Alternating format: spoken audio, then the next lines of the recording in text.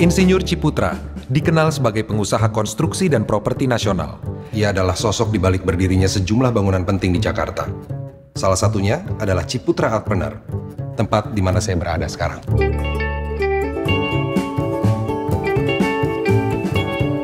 Ciputra juga dikenal dalam dunia pendidikan dan pengembangan seni Indonesia.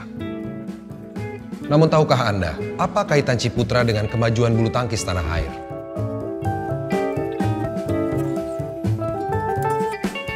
Maestro kali ini akan mengajak Anda untuk mengenali sosok Ciputra dan kontribusinya bagi bulu tangkis Indonesia hingga bisa mendunia.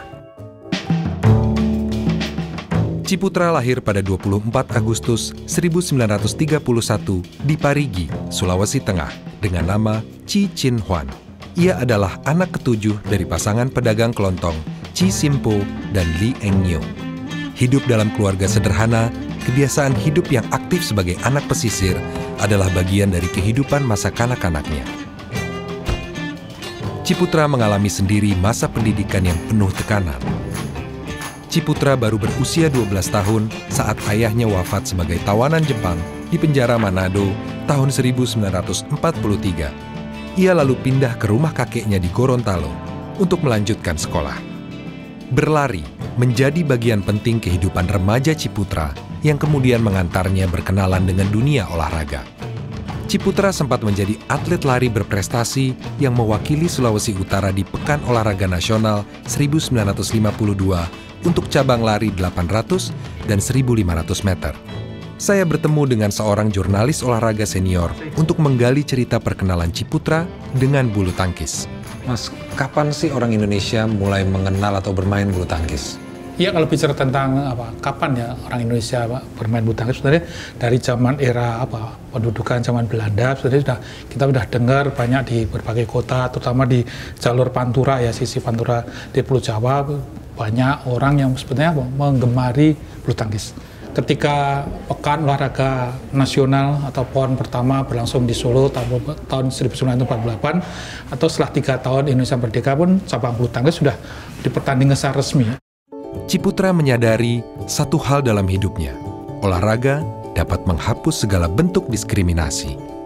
Semasa kuliah di jurusan arsitektur ITB, Ciputra menyaksikan Tanju Hok, Ferry Sonneville dan kawan-kawan merebut juara Piala Thomas 1958. Sejak saat itu, bulu tangkis tidak pernah lepas dari perhatiannya. Dia melihat bahwa lewat bulu tangkis ada rasa kebanggaan yang bisa diciptakan.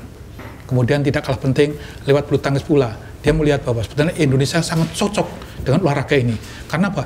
Postur pemain Indonesia yang saat itu mungkin rata-rata 170-an, sepanjang mengandalkan kegesitan, kecepatan, itu sudah sangat cukup untuk mendukung prestasi bulu tangkis ini. Di usia 25 tahun, ia mengubah nama lahirnya Chi Chin Huan menjadi Ciputra. Chi diambil dari nama keluarga Chi dan Putra dalam bahasa Indonesia berarti anak laki-laki. Di akhir tahun 1960-an, Ciputra mulai dikenal sebagai pengusaha konstruksi. Perusahaan PT Pembangunan Jaya dipercaya pemerintah ibu kota untuk membangun sekian infrastruktur utama di Jakarta. Pasar Senen, Taman Impian Jaya Ancol, Perumahan Pondok Indah, dan Bintaro Jaya. Jalan bagi Ciputra untuk berkontribusi ke dunia bulu tangkis Indonesia pun terbuka.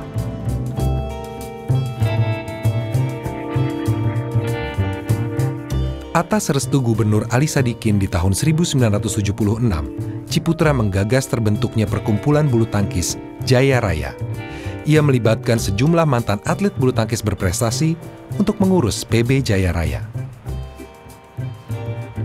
Imelda Wiguna adalah mantan juara ganda putri Uber Cup dan All England yang kini adalah ketua harian dari klub bulu tangkis Jaya Raya yang dibentuk Ciputra di tahun 1976.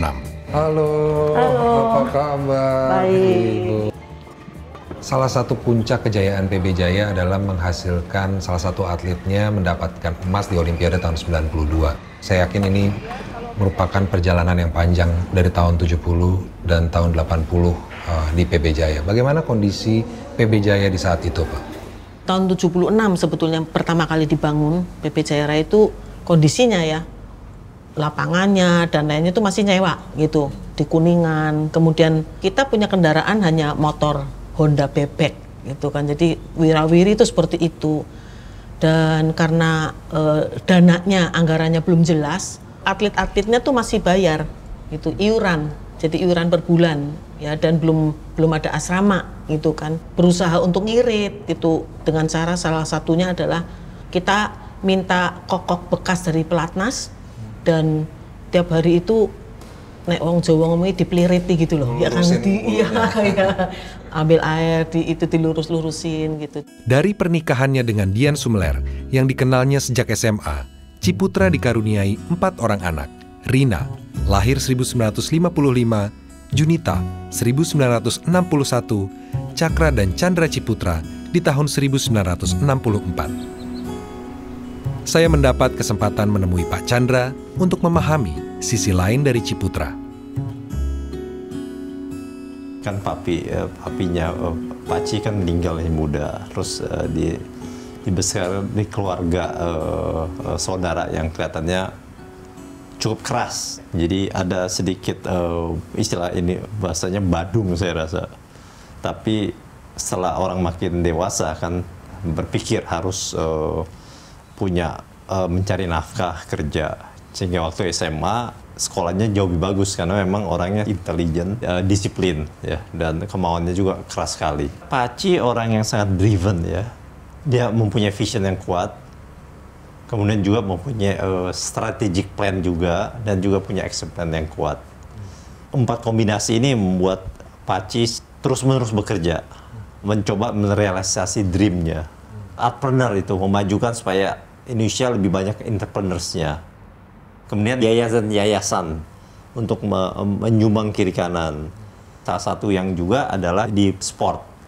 Jadi Paci melihat bulu tangkis ini sesuatu yang Indonesia bisa terkenal di dunia. Bulu tangkis itu memang sangat berkembang gitu, sangat maju.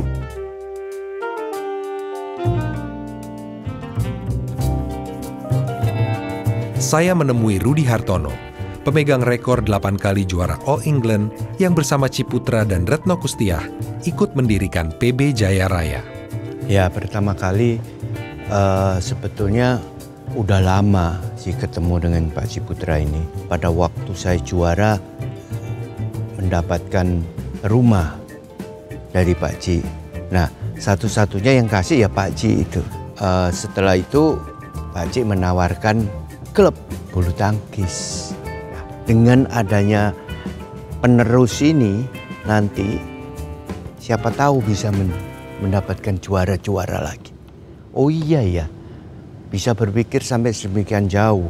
Kembali ke masa-masa awalnya terbentuknya PB Jaya Raya. Apa impresi Pak Rudi tentang Ciputra yang begitu cinta dengan bulu tangkis? Yang pertama adalah ketekunan dia. Tekun itu berarti dia melaksanakan terus-menerus tanpa memikirkan akibatnya. Akibatnya apa? Pendanaan. Karena tambah lama tambah besar ini. Susi Susanti mulai bergabung di PB Jaya Raya sejak Januari 1985 di usia 14 tahun. Susi Susanti adalah peraih medali emas pertama bagi Indonesia di Olimpiade 1992. Halo Niko, kabar baik. Senang sekali bisa ketemu. Ini foto tahun berapa ya, Mbak? Ini tahun 91. All England 91, betul sekali. Ini Olimpiade 92. Setelah itu, iya. Pada saat saya di Tasik, saya kan mengikuti kejuaraan daerah, kejuaraan mungkin waktu itu per seni ya, antar SD seperti itu. Saya menjadi juara di Jawa Barat dan di situ saya mendapat panggilan. Karena kan Jaya Raya adalah klub besar. Biasanya di kejuaraan daerah tuh klub-klub besar selalu memantau. Mungkin ada atlet-atlet yang punya potensi dari daerah. Di situ saya mendapat tawaran dan memberikan beasiswa, diberi beasiswa. Jadi di usia 14 tahun, akhirnya saya memutuskan untuk pindah ke Jakarta dan masuk ke PB Jaya Raya. Perjalanan Jaya Raya tentu tidak semulus itu. Ada masa-masa di mana masa-masa yang sulit ya. Boleh diceritakan nggak situasinya seperti apa? PB Jaya Raya mengalami satu kesulitan, di mana waktu itu mungkin usahanya Om Ciputra mungkin terpengaruh dengan situasi ekonomi yang tidak menguntungkan ya waktu itu. Memang di klub sebetulnya banyak sekali teman-teman yang sudah pindah ya, karena kan mungkin dari latihan, lalu juga uang saku juga sudah tidak diberikan. Jadi waktu itu hanya tersisa saya dan juga Bambang Supriyanto berdua.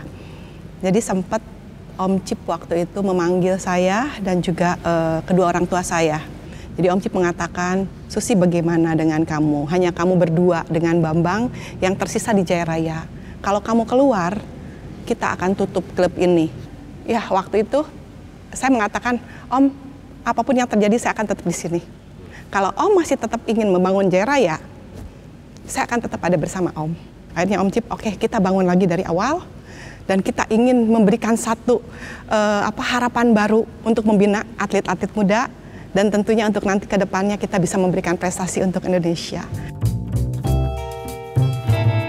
Yang menurut saya visioner sekali adalah dia memberikan saham perusahaan. Hasil dari investasi saham itu bisa digunakan untuk membiayai operasional, bahkan sampai kita bisa membangun gedung baru di Bintaro, Gor PB Jaya Raya saat ini. Nah, itu dia lakukan karena dia sadar mendidik atlet bulu tangkis itu dimulai dari usia sangat dini. Dan ini membutuhkan orang-orang dan juga biaya yang tidak sedikit. Nah, itu sudah dia pikirkan sejak awal. Apa yang membedakan PB Jaya Raya ini dibandingkan dengan klub bulu tangkis lain di Indonesia? Perbedaannya kalau klub lain mungkin fokusnya hanya melatih atlet-atlet bulu tangkis. Kalau kita selain melatih atlet-atlet bulu tangkis juga menjalankan sekolah yang kurikulumnya memang disesuaikan dengan kebutuhan atlet bulu tangkis untuk menjadikan atlet itu terampil di lapangan, tapi juga memiliki cukup pendidikan umum yang kita buktikan bahwa lulusan-lulusan dari sekolah ini juga bisa diterima di universitas-universitas. Setelah Rudi, Retno Kustiah, Imelda Wiguna, dan Susi Susanti, PB Jaya Raya terus mengorbitkan sejumlah pebulu tangkis berprestasi yang menjadi andalan pelatnas PBSI. Nama saya Rapli, umur 13, saya dari Gorontalo dan saya atlet PB Jaya Raya. Waktu itu ada audisi Jaya Raya di Manado, udah saya ikut kan, terus saya juara 1, terus saya seleksi lagi di sini 6 bulan, habis itu saya masuk sini 2020 awal. Bedanya apa kehidupan sehari-hari berlatih di Gorontalo dan di sini? Kan ini asrama kan sama Gor dekat kan, makanya cepat latihan. Saya waktu di rumah itu mas, latihan rumah sama Gornya itu 60 kilo mas. Ya, saya naik motor tuh pulang balik gitu. Hujan saya tetap berangkat. Saya kalau nggak latihan nangis mas.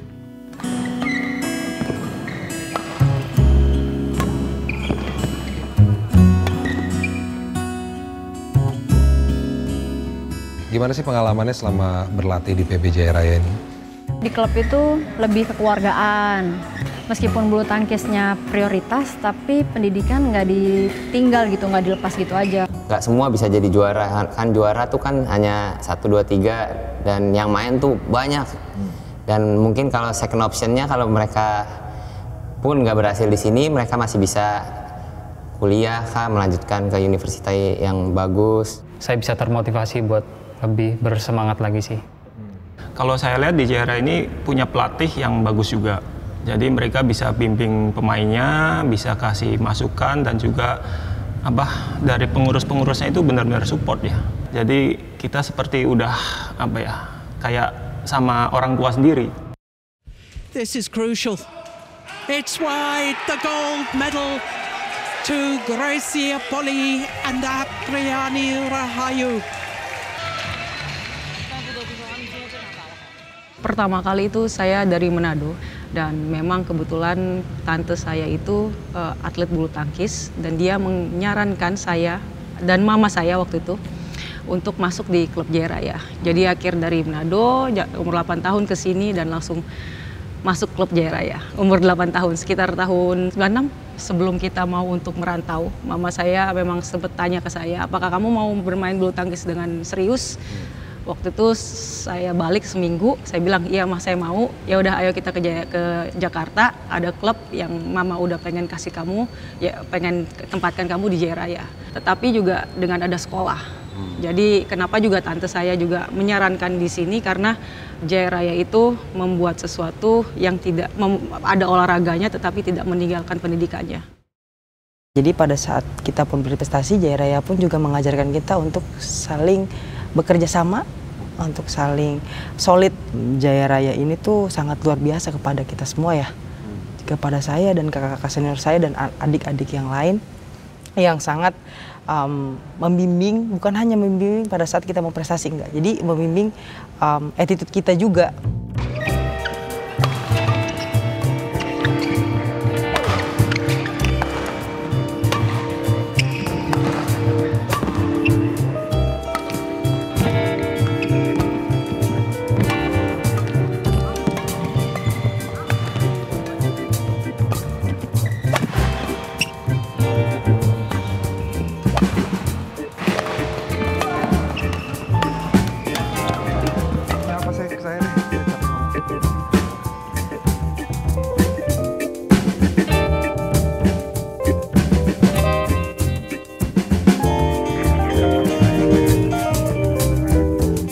Indonesia dihantam oleh krisis ekonomi dan politik pada tahun 1998. Dunia usaha di Indonesia menghadapi tantangan besar, tak terkecuali kelompok usaha pembangunan jaya yang terpaksa melakukan PHK, pemotongan gaji karyawan, dan penawaran pensiun dini. Namun seperti ungkapan Rudi Hartono, kecintaan Ciputra pada bulu tangkis tidak pernah padam, bahkan semakin kuat.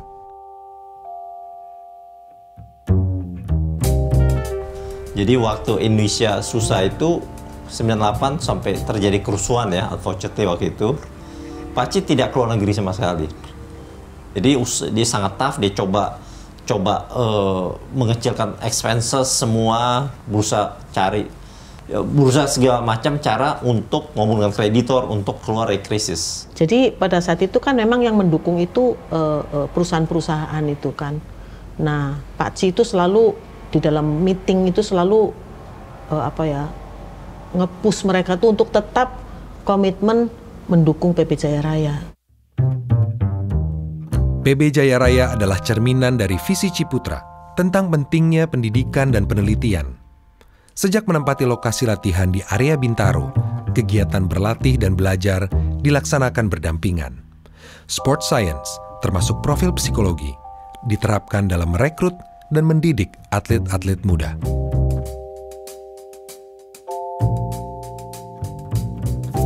Penerapan sport science itu dimulai dari hal-hal yang sederhana.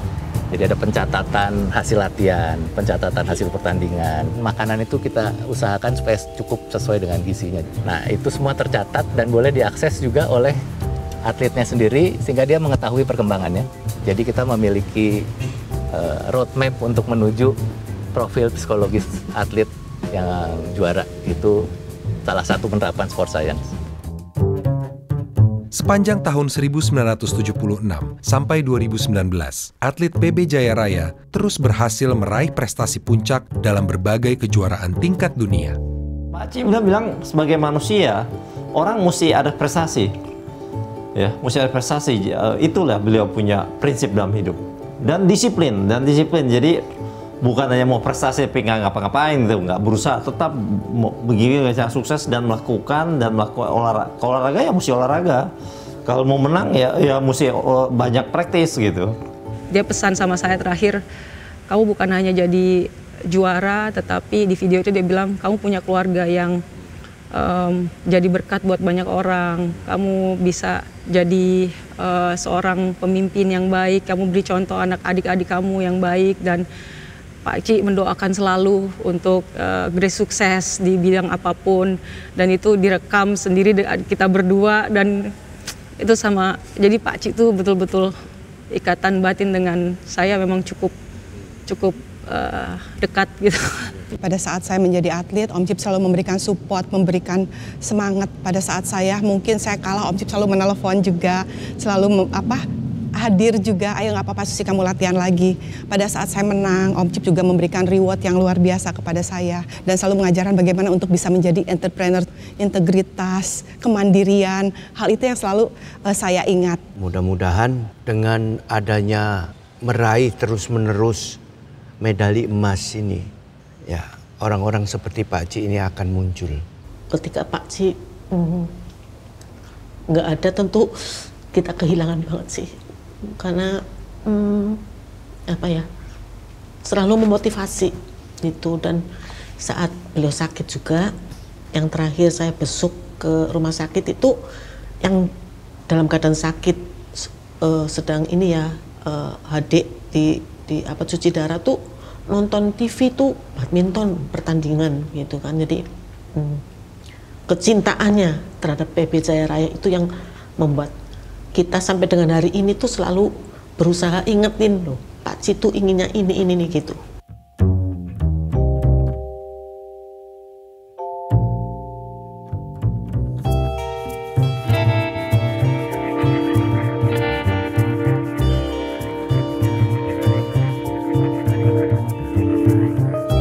Ciputra adalah maestro dalam pembinaan olahraga. Semua pencapaian besar itu bermula dari impian seorang putra kelahiran Parigi. Ciputra, mantan pelari cepat, insinyur, pecinta seni, pengusaha nasional, pendidik, dan mentor yang terobsesi pada prestasi yang diyakininya bisa diraih melalui bulu tangkis Indonesia. Anda baru saja menyaksikan Maestro Indonesia bersama saya Nicholas Saputra.